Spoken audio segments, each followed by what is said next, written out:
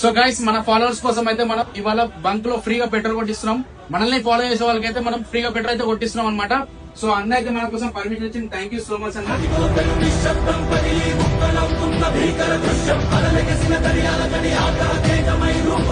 సత్యం